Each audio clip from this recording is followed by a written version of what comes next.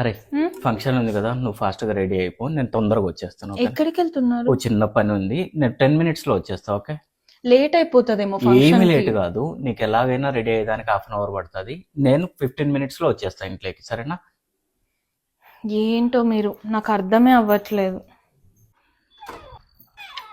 పాపా, ఏమి రష్ ఏమో, ఫ్రైడే అయితే చాలు.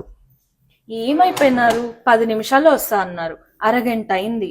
ఇది నాకు అర్జెంట్ పని అబ్బా, అందుకనే వెళ్ళేసి వచ్చిన. Just give me 10 minutes. వాళ్ళు ఏమనుకుంటారు ఫంక్షన్ కి లేట్ గా వెళ్తే?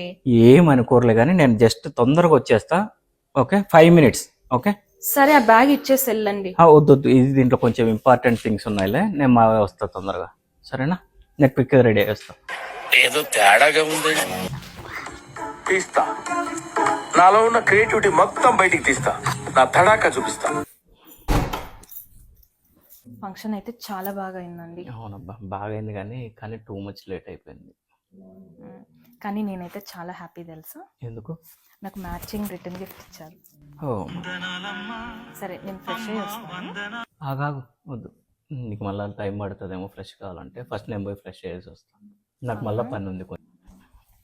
మన పని మనం చక్కగా చేస్తే దాంట్లోనే సెల్ఫ్ రెస్పెక్ట్. ఓ ప్లానింగ్, ఓ పద్ధతి, ఓ విజన్. ఎలా ఉన్నారో చూడు. అబ్బా, వామ్మో, దీనికోసమా మీరు బయటకు వెళ్ళింది? అర్జెంట్ పని అని. అంటే మళ్ళీ షాపులు క్లోజ్ చేస్తారు కదా మనం వచ్చేసరికి, అందుక మరి నేను ఇంకా అర్జెంట్ పని అంటే ఏదో అనుకున్నాను. ఏమీ లేదు, దీని మించిన అర్జెంట్ పని ఏముంటది చెప్పు ఫ్రైడే. నువ్వైతే మారు, ఈ జన్మకి మారవు. తప్పదు కదబ్బా, ఆనవాయితీ ప్రకారం ఫ్రైడేస్ అంటే తప్పదు.